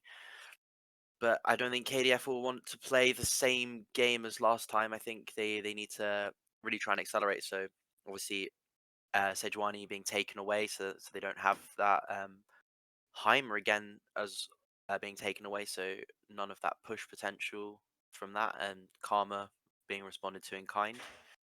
All very very good bands, or very standard bands, trying to limit what is clearly so powerful at the moment. Yeah, I mean, the only difference is obviously there goes the Varus, so that's the first time the V Boy has been banned. I'm still yet to see if this Syndra is going to be banned as well. I kind of hope not, because I really enjoyed the Syndra play. To be fair, Mokai being banned there, so we're seeing the big old tree version of Malphite fall. And we're gonna just go back to slightly more aggressive style with Wukong here. Be interesting to see whether or not KT look to take the jungler in this first rotation, and how they look to combat this very very highly regarded jungler at the moment. Mm-hmm. Obviously, KDF did in game one. They took the Lee Sin. They played super aggressive. They looked to facilitate that matchup, and it looks like KT are going to try and stop that by taking away the Ashe, taking away that potential really, really strong bot lane that KDF did use in game one. Interesting to see what they pair it with, see what they look to take in the jungle. Yeah, yeah. So yeah, they can't exactly let KDF build the same team comp as they did the first time around. It looks like the reversing sweep of the jungle. KT has taken Lee Sin, and then KDF has taken the Wukong this time around. Yeah, so it'd be really interesting to see what KT pair this Ashe with. So obviously in game one we saw the Ashe actually went support. That flexibility is really key. It'd be interesting to see what KDF go for. And this Draven, oh, that's a spicy pick. That just really Ooh, accentuates. Pyke as Oh, well. they are going full steam ahead in that bot lane. They are looking to take no prisoners. You say you're going to try and push. All right, we're just going to run at you and kill you. Beautiful to see, and that's a very very good pick into that bot lane. Just that Braum providing that big shield, something for Ash to hide behind while she kites out. Obviously, the passive's working really really well together. Um, so yeah, it's going to be difficult. If Pyke and Draven can get ahead, that's going to be absolutely lethal. Mm-hmm. But KT Rolster do have a lot of protection on that bot side, plus with the slightly quicker, more aggressive jungler um, in the Lee Sin, and there goes that Syndra ban. They do Yep. not want um, Vicey to be able to control that mid lane and work on bot side, work towards bot side with handback. So they're going to take that away. Be interesting to see. If I was here on KT's side and the way that he's been playing, I would make sure that that mid was going all the way to R5 and you're giving him the best possible matchups. And I think that's what they're going to do here. They're going to give something slightly weak side onto for Castle, who has been a very good performer this series, very Mm-hmm. reliable, very consistent. Um, I think they're just going to say to him, right, we're going to play to nullify this bot side. You're going to have to take the weak side matchup. I think here. Smart ban here on that Cassante. I mean, with Fiora and Renekton gone, that's huge. And they are looking towards this Rise, which I don't know if I'm the biggest fan of, but they are going to go for it. They obviously have faith in Feisty. I think he needs to be on something more aggressive, but obviously KT believe that he can take over the map even on something slightly more hyper carry focused. Yeah, I was about to say none of the mid has been chosen, but obviously the Rise has been chosen now. It's looking like we're going back to that game one matchup, the Ori versus the Rise here. Yeah. I mean, Feisty had a very, very good matchup, had a very good lane into Cleaver on in that game one. He was hugely ahead in CS and he dictated it really really well. The only problem came in the fact that he wasn't able to offer the same sort of 2D presence that he was then able to offer in game number two with that Syndra. And I do wonder whether or not they could have taken something a little bit more aggressive, but Gang Gangplank. facilitates that bot side post six.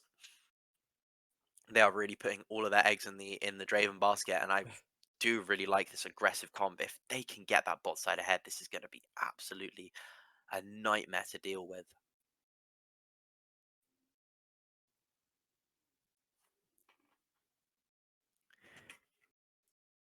You're in the Aatrox.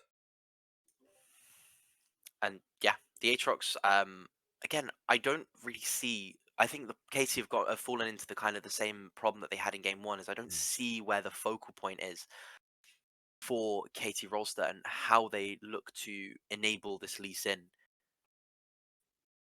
Yeah, because obviously last match they had the focal point was obviously Syndra.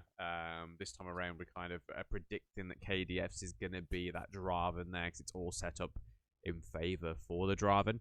I mean, could they be relying heavily on the Ash? Could we see?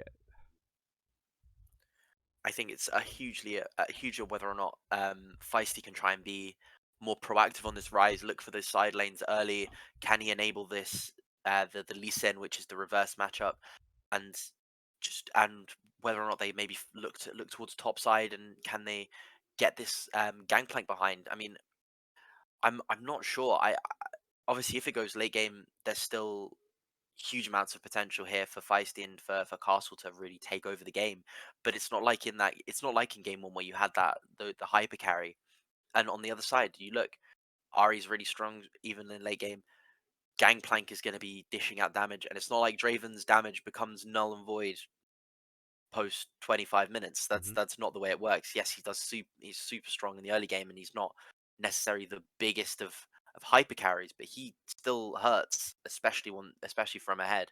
So I think KDF have really got themselves in a strong position for this to take this series here, and I think it's going to rely on how KT Rolster can sort of play around these rougher lanes and play around these more scaling matchups and what they can actually do and whether or not they can give themselves a way into the map.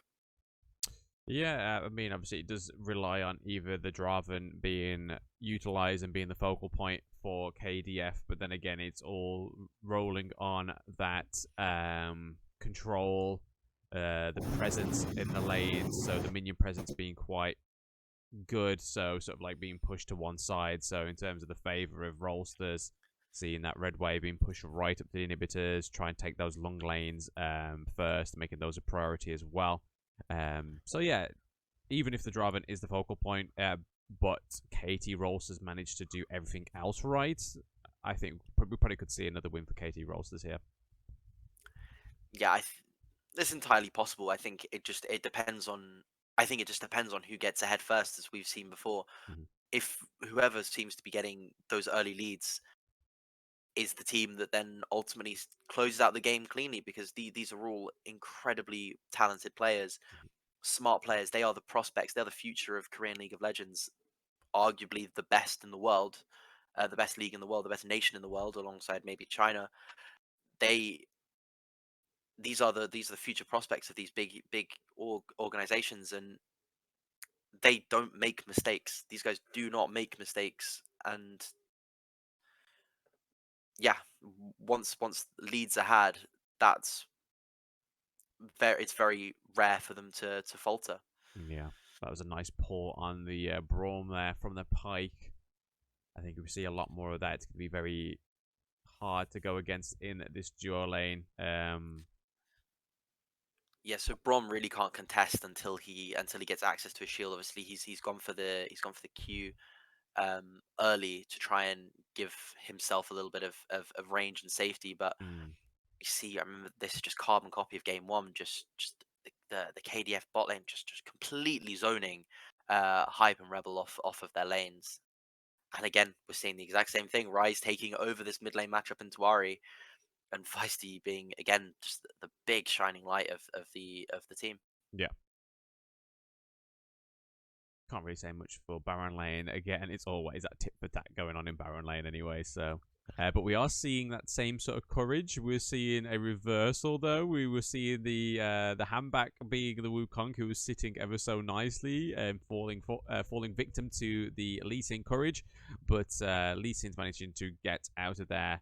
And survive the gank of the Wukong. Pike was ready to rotate and assist, but Lee Sin's made it to the other side of the jungle alive.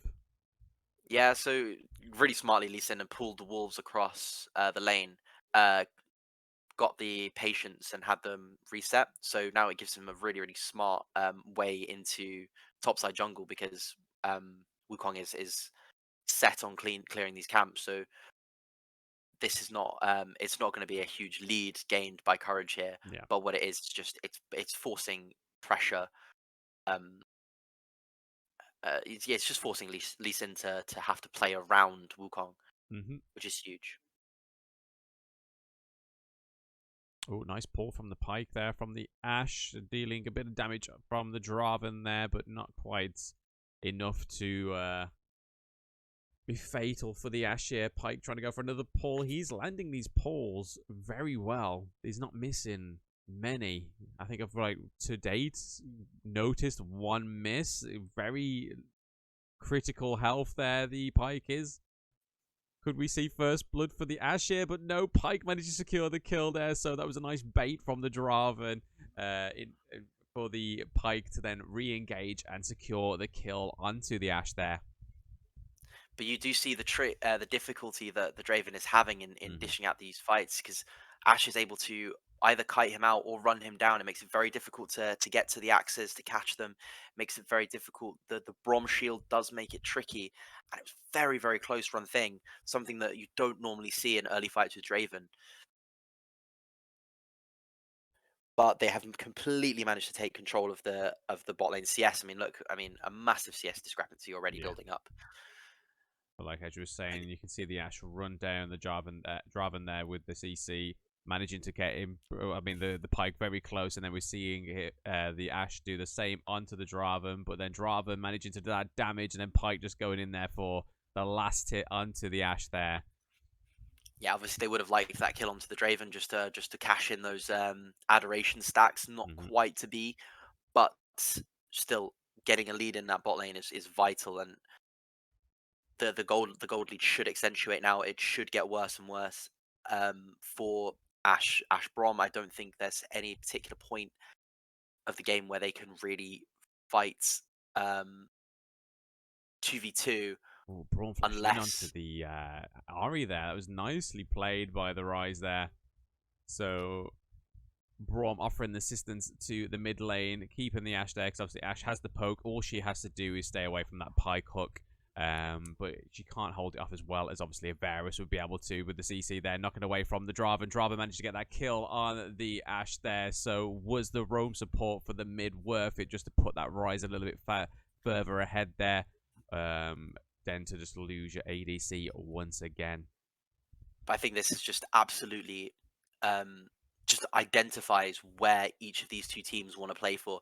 The bot lane want to play. The KDF want to play for this bot lane that's been so reliable for them over these last two games.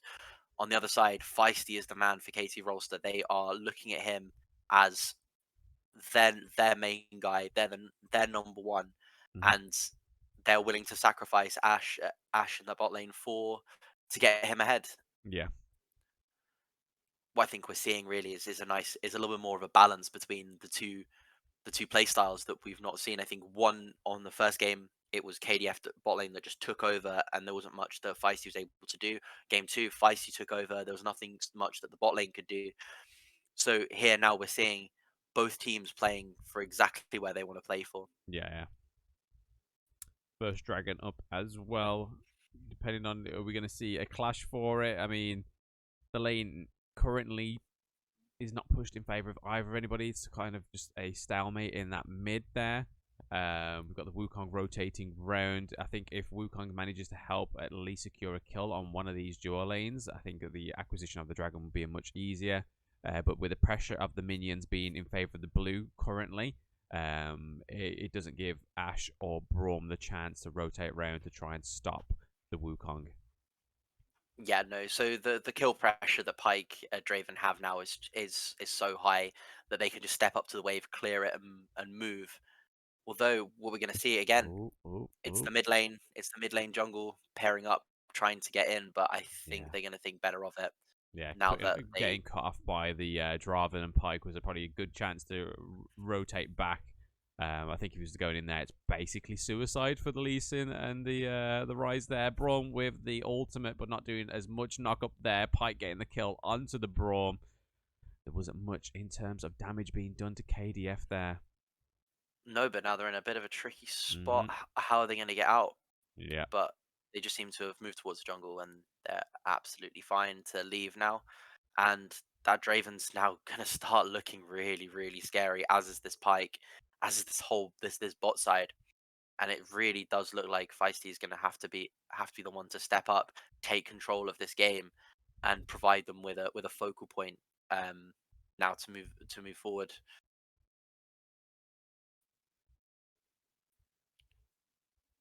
Really interesting to see Pike coming up here, nice, really early for this Rift Herald.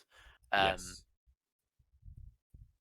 Straven probably doesn't really need the help. I think if No. Braum Ash are there, maybe they can 2v1 him, but Ash hasn't even got access to ult yet. Oh, Pike coming into the engage onto the Aatrox here.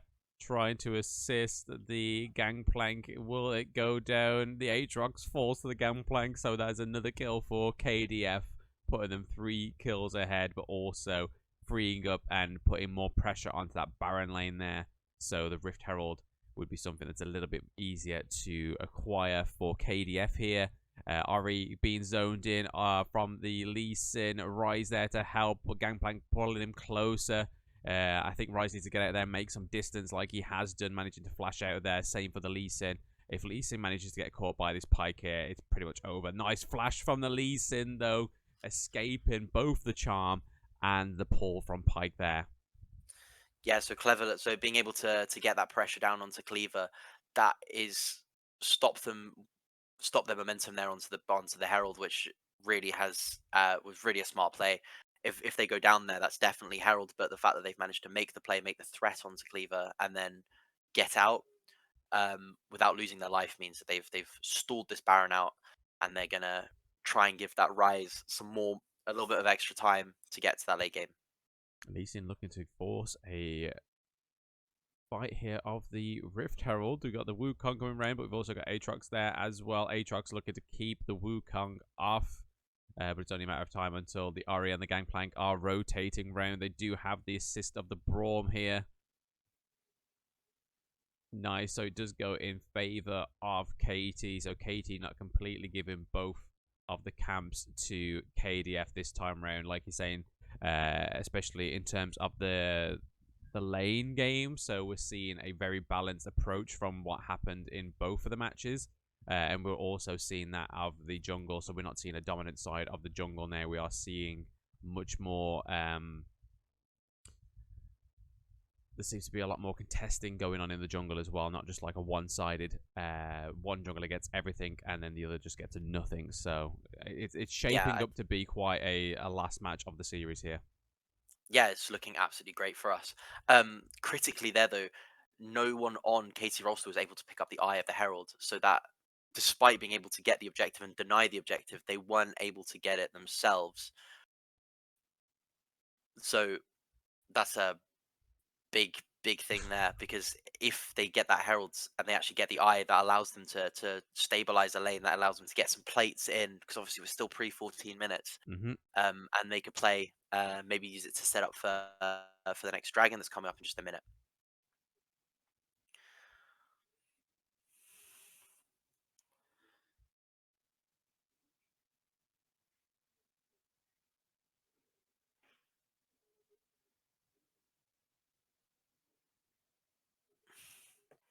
So yeah, again, entering into that sort of 12-minute lull state after herald, waiting for the dragon. So you do end up with these sort of just periods where nothing particularly too much is happening. It's interesting to see what's going on just over the course of the map. And I think the reason why we're seeing the game be a lot more contested than in the previous two is because, as I mentioned previously, each side has kind of managed to get something onto their pivotal members. Um, and some really smart plays by Handback have kept this game sort of in the balance. Obviously, Lee Sin a little bit more of an early game focused jungler than the Wukong. So despite having the more scaling team and the weaker laning team, the jungler is still able to make these plays, which is really key. Braun managing to stay alive there from that Wukong and Pyke counter, but it looks like Pyke and Wukong are looking to rotate onto the Raze. Raze is pretty much aware of that he's overextending here. Lee Sin on the standby though, ready to fly in there, it seems. Oh, nice stun on the Pyke there. That was nice. Comes onto the Pyke, Rise stunning the Pyke, and then also getting a last kill, a last hit onto the Pyke, securing the kill there. Lee Sin managing to escape from the Wukong. That's an absolute disaster for KDF. They were looking to make a play there and just Ash sniping out with that arrow. I'm not sure if it was blind, not sure if it was aiming at someone else, or whether or not it was just a perfect read. But the Pike being caught there, so much damage coming through from Rise. He's now 2-0. He's got his rower stacking up now, so he's really in a good spot. Looking building towards that Seraph's Embrace as well.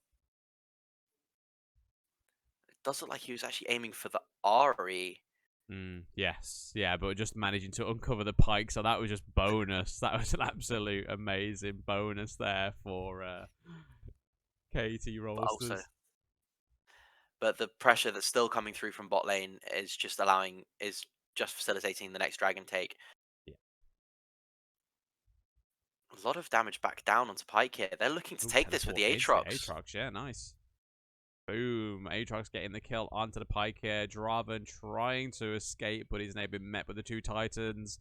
Ash missing the ultimate there, which is just ever so gutting for her. But then we have the 4-man of the KT Rolsters here in the bot lane. Aatrox taking some damage from that turret, though. Got to be careful. That is an absolutely massive play. That is so well played. They spot the overextension of the bot lane. They see that they can make the play. They pull the trigger so effectively, so quickly, and this is what results in an absolute one-sided affair here. Lee Sin kicking him in. Oh, can Lee Sin get out of here alive? Nice knockup from the Brawn, though, and Lee Sin getting that last hit onto the Gangplank, but Gangplank also trading fairly to the Lee Sin. I think we might just see the Aatrox fall here as well. Ari onto the Aatrox also Yeah, falls.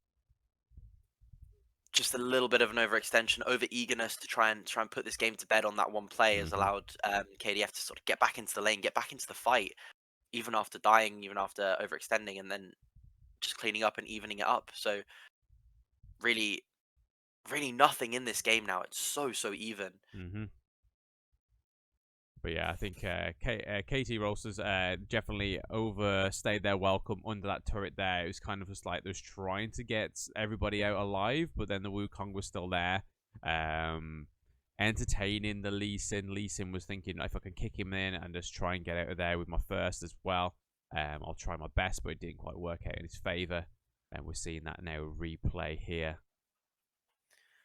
Yeah, and then just here, this is the part they just try so hard to get the final kill, get the ace, but that just allows Ari, allows Pike to get back into lane and just clean them up because they've taken so much damage trying to get the final kill.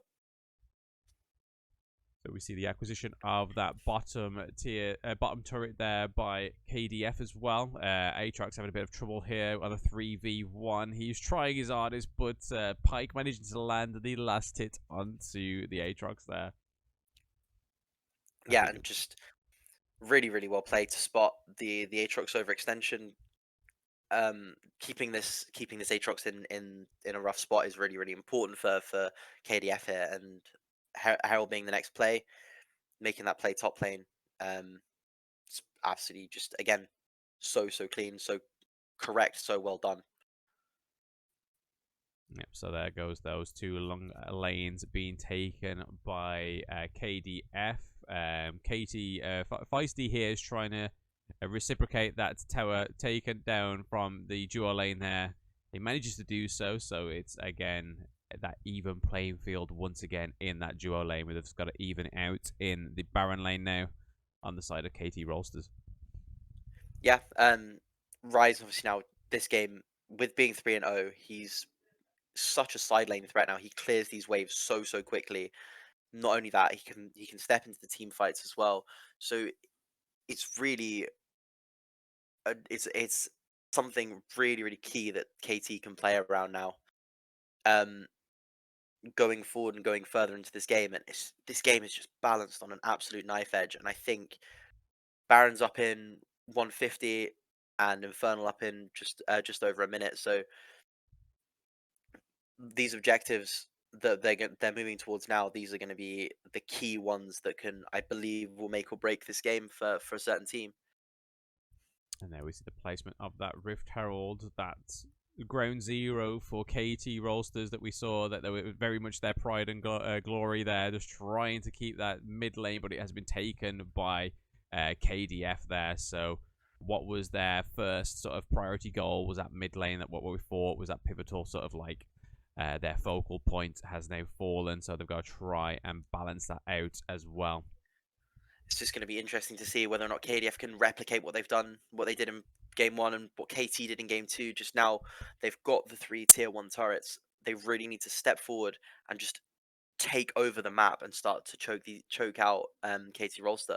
The only thing is the losing team is not completely out of this game like in games past, so it can be still really tricky. That Ash ultimate onto the Wukong really helped that initial team fight there. We've got the Aatrox trying to chase the Wukong. Wukong flashing over the wall, but Feisty managed to get the kill onto the Gangplank. We have Pike trying his best to run out of there. We have the Lee Sin on their first ability in, and then straight back in onto the Pike, securing a 2-kill for KT Rolsters, also freeing up this Drake right now because the Wukong is having to recall. There is nobody nearby to try and even contest it. Draven's just sat in that mid to keep it alive, but what a dragon to go for, that Infernal Drake. Yeah, and you can see here, this is exactly what I meant by it's so difficult still, despite the lead, for them to actually get control. The Aatrox in on the backline doing causing absolute havoc. Draven struggling to get the damage down, um, and Brom buying so much space, it's just the team comp here for KT Rolster works really really well in Hmm. these team fights now, and it's really really difficult for KDF to find their way around the fights. They've still got a lead, um, they're still ahead, but they now need to make sure that they are trying to find the best ways to accelerate that lead now because come these late games, this Rise, this Aatrox is going to be so tricky to deal with. Hmm. Obviously, they still have the insurance of the GP, but he's not the same. He's not on the same sort of level as that Rise, and he's not on the same sort of level as that Aatrox when it comes to being a big, a big tank um, in those team fights. Yeah, I mean, Feisty seems to know his positioning pretty well as well. Also, because we saw on that team fight, just he was like rotating from the outside to pick off that gangplank, which worked really well. He sort of like also as almost as if he like foreshadow his movement, knowing where he was going, so he could actually cut him off. I think if it weren't for that, I think that team fight may have not been as successful as it was. But Feisty on this Rise, and just exactly how he was on that Syndra, he knows his placement and he's playing that middle mage carry very well. Yeah, and he's been doing an absolutely fantastic job all series long. Even in game one, like I said, he was that one shining light, and he really, really has put this team together and said, right, you guys play around me. You look at what I'm doing. You put me in the good position, and I will carry these team fights. I'll carry these games, and I'll carry the early games as well because he's been just that pivotal someone that they can always play off of. But his CS difference to Ari as well is massive. Yes, he's been absolutely fantastic all series long. They're trying to pick him off here with Yari on the Wukong as well. It's a 2-on-1, but we see the Braum coming. We're seeing the Aatrox teleport in as well. So all the team is here to back up Feisty. He is clearly the pivotal point in this team. They do not want him to fall exactly the same way it was with the Syndra. And then we see the Lee Sin managing to secure the kill onto the Wukong, so freeing up any sort of jungle. Um, The any damage that rivalry. came through from Rise, the damage that came through from Rise onto that Ari on the back end of that fight. I mean, you'd have thought that between the two of them, they would have been able to take down this Rise, but he Hmm. just put out so much damage. It was Yeah. absolutely lethal. And then Ari just has to back away. She can't be there for the following fight. That's it, yeah. Braum holding off the back line there of the Ori and the Pike just so they secure the Baron Nashor. This is going to be big for KT Rolster's push now. Fantastic pounce onto the gangplank from Aatrox here. Ash just missing out that ultimate. That would have been a very tasty ultimate to land that in the middle of the turret there because no doubt they would have pounced on and capitalized on that ultimate from Ash as well. Yeah, I mean, Ash has done an excellent job of being almost almost like a support for the rest of the team, right? She's been providing the slow, she's been providing the setup, she's been burning Draven's cleanse on a consistent basis, and really does just have the role here of just facilitating the rest of the team. The slows are just causing so many issues for champions like Draven, right? Whereby he wants to run in, but he's immediately met with a volley, and that just cripples his ability to really push out the damage that he Hmm. wants. But total damage dealt is definitely going in the favor of Gangplank currently. Yeah, I mean, as these team fights do happen, though, Gangplank will dish out a lot of damage Mm. as the teams go onto each other because that's exactly what he wants. He wants to be able to set up his barrels and have you run onto them. The problem is the rest of the team able to sort of capitalize on that damage that he's Hmm. doing?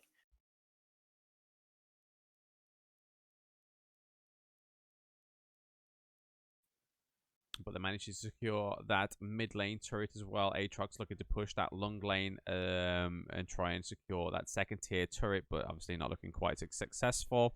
We've got the Gangplank there trying to hold it off, but they do have the Baron buff on the minions as well. I'm surprised nobody's trying to push that Baron lane turret as it's just all on its own. But I do see why the pressure in that duo lane so they can try and secure this second dragon. And it's another flame dragon, so that would be big. Yeah, and if they can get towards And just as this game goes on, as they stack up these dragons, they're going to be doing more and more damage. Aatrox Hmm. playing so much time as well for the enemy team, but they've dropped the herald. They've dropped the dragon to actually take this fight. Yeah. I thought Aatrox They, was going to be there just to sort of like hold them off so they could secure the dragon, but clearly not. They've just turned around and thought, you know what, we're going back into this fight. We're going to get some more kills on KDF here. Ash managed to secure a first kill of the match and getting a second kill there onto the Ori. Lee Sin back in onto the Draven here. Draven looking like he's in a bit of trouble here. And Lee Sin managing to secure the last hit onto the Draven. Wukong was teleporting back, but got interrupted and is trying to hold off this mid lane here. But I mean, they've completely freed up that dragon again, so they knew what they were doing. They've wiped out 4 of KDF there, so they knew the potential. They knew the risk and the reward that was going into that team fight there, and it paid off brilliantly for KT Rolsters. yeah, I mean, they knew what they were doing. They took the fight. Aatrox bought so much time. He went through so many ultis as we're going to see here now on the replay. He just bought time, blew cooldowns from everyone. Ari's no ultimate now. She's only got 1 charge left. There she goes. She's using it now. And now, just on the back end of this fight, it's just easy for Ash to set up everyone for the rest of the team fight now. And then this frees up obviously the dragon and puts KDF in a really, really, really rough spot now. Yep. Because you're now in a situation where Draven is no longer the big powerhouse that he was in that early game, Yeah. but Ryze is now an absolute monster with the Seraphs, with the Zhonya's. He's got so much survivability, he's got so much health, but he's also pumping out so much damage as well Oh, on the Ash back end. landing on another ultimate there onto the Ori, trying to pick off that backline there. Aatrox onto the Ori, so Ori is now down again. She's just respawned, and now she's back onto the death timer. But it was interesting to see where that Draven went. I mean, under the pressure, what he was in, he made the wrong call. He sort of ran to his teammate, Wukong, rather than running back to that base turret, which I think if he did that, he probably would have still been alive. But under that amount of pressure and those 4 champions on your tail, you are bound to make some mistakes in where you are going to go. Yeah, but to be honest, I think they had the capacity to dive the Draven under the tower. I mean, he's fairly squishy. He had his shield bow procs during the fight as well, so I don't think it would have saved him even if he had gone under tower. Hmm. But now it's really going to be tricky to see whether or not um, Illimer on this gangplank can find his way into these fights and provide them with that late game damage that they desperately need now. Because otherwise, Feisty is just running away with this game 4-0-5. He is absolutely in control, almost at a flame horizon as well. 306 CS in 28 minutes.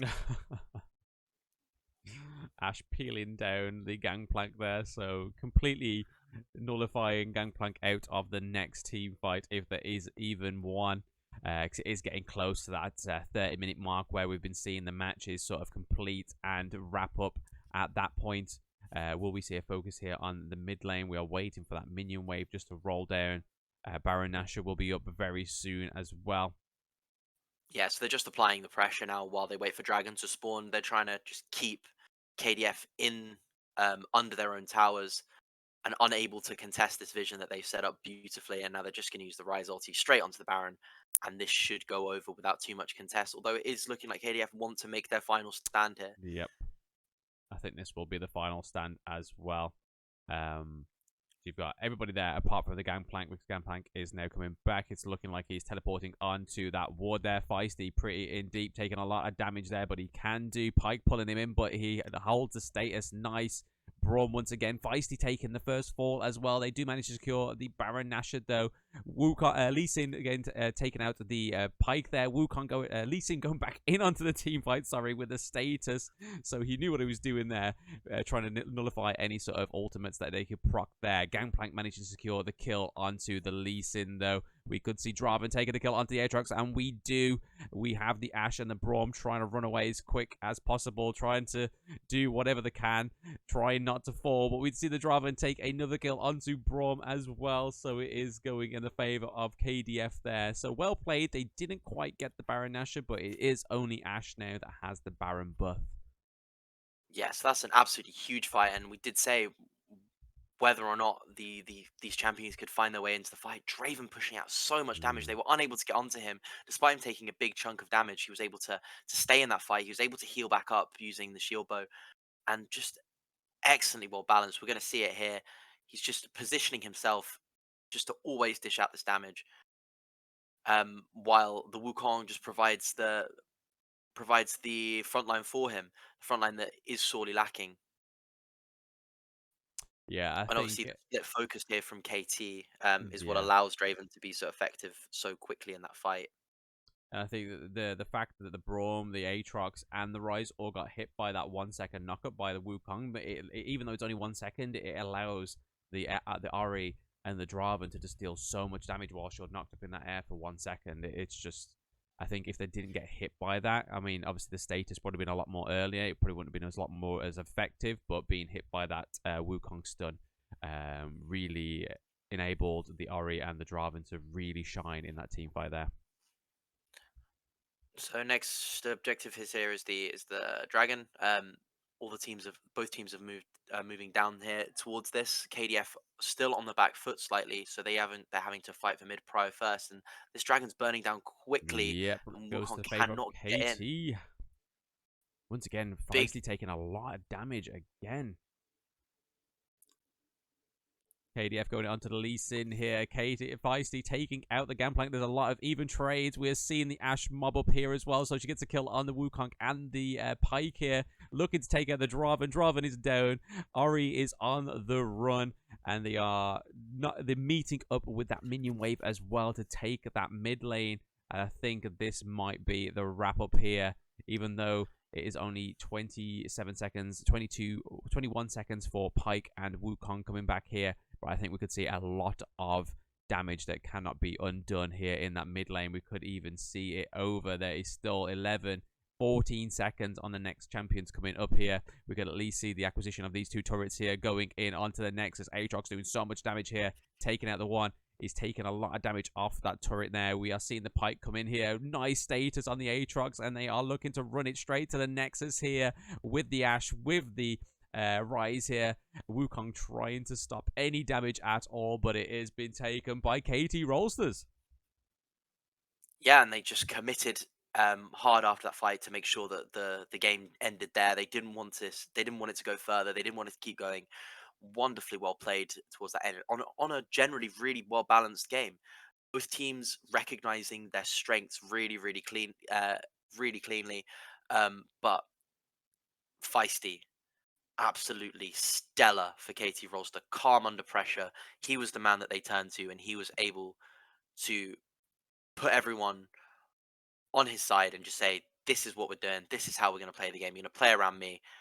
And how expertly did they manage to execute? Yeah, I'm kind of starting to think that maybe that's where KT went wrong in that first match. Is obviously making that pivotal point and that pivotal pick, the Zeri, but also it being picked very early in the drafts. That's why we saw that first win go to KDF.